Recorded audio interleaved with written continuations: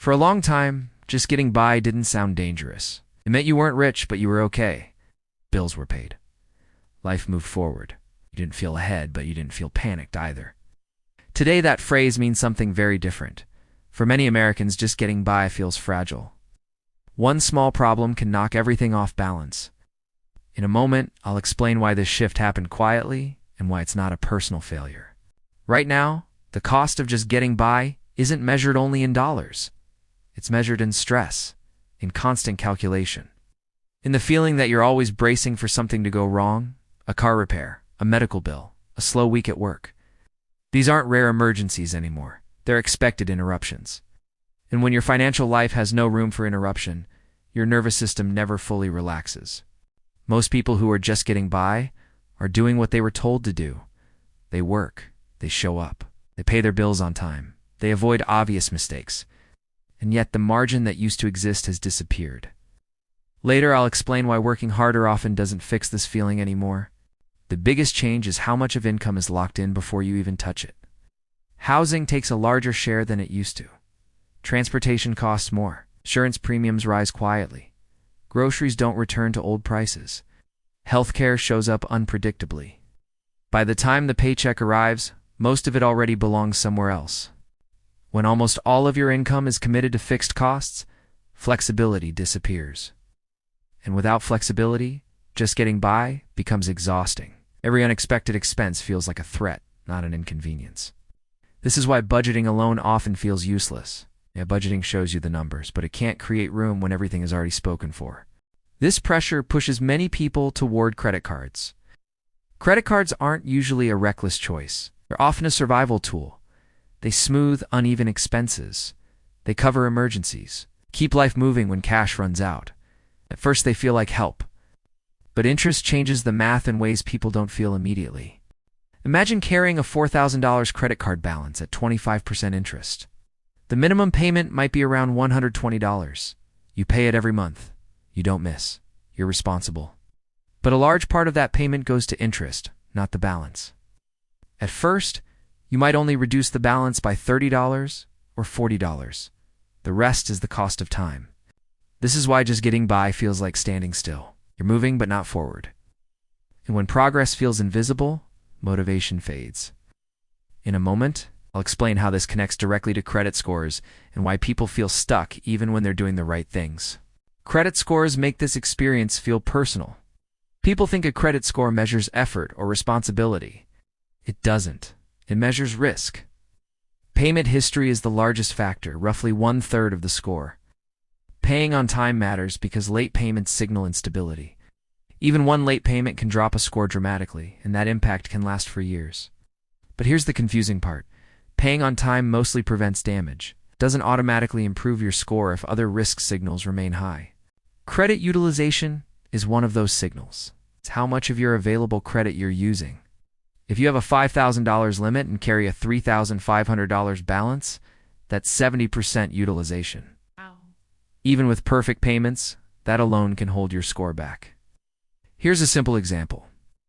If you reduce that balance to $2,500, your utilization drops to 50%.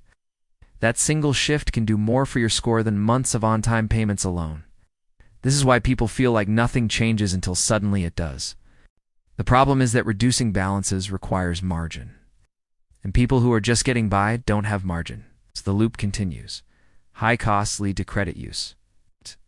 Credit use keeps utilization high. High utilization keeps borrowing expensive. And expensive borrowing makes it harder to get ahead. In a few minutes, I'll show you where small breaks in this loop actually matter. When people live in this space long enough, they start making choices that feel logical under pressure. They focus on paying everything on time and assume that's enough. They spread money thinly across many balances to feel responsible. Or they chase fast money ideas because they're desperate for relief. None of these choices mean someone is bad with money. They're normal responses to stress. But this is also where people accidentally make things worse. Paying everything evenly can keep utilization high everywhere. Fast money ideas often come with risk, hype, or disappointment. And focusing only on behavior ignores the structural problem. There isn't enough room. This is where income comes back into the picture. but not in the way people usually talk about it. Willpower does not beat math. If income barely covers fixed costs, discipline alone won't create stability. You can cut small expenses, track every dollar, and still feel stuck. That's why income flexibility matters more than motivation.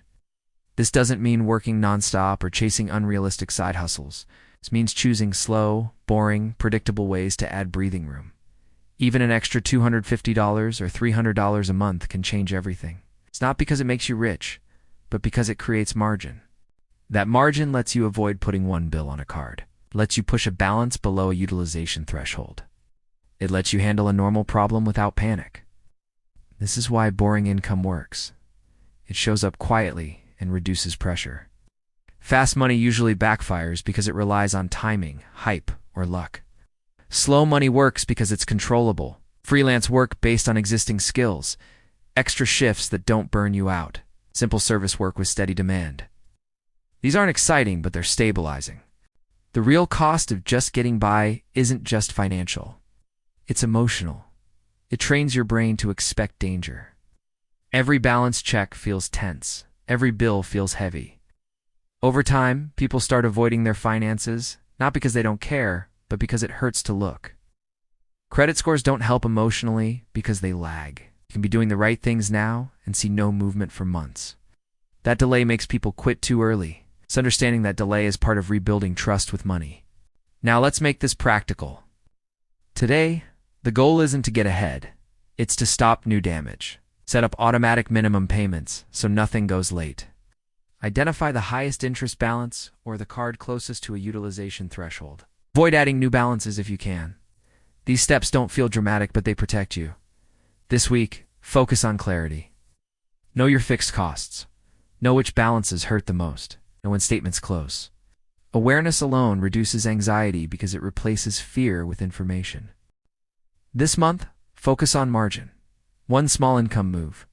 One balance reduction that actually changes your position. One adjustment that creates breathing room. That room is what makes everything else possible. Just getting by feels expensive because modern financial life is tight, and no one explains it clearly. Financial repair is slow. It's uneven. But it works when pressure is reduced gradually. You are not failing. You're navigating a harder system with limited tools. As you add better tools, things shift. Not all at once, but enough to breathe. Enough to think clearly. The real cost of just getting by is constant stress. The goal isn't perfection, it's stability. And stability can be built slowly, legally, and calmly. If you want more clarity like this, grounded in reality instead of hype, there's more ahead. No pressure. Steady understanding, one piece at a time.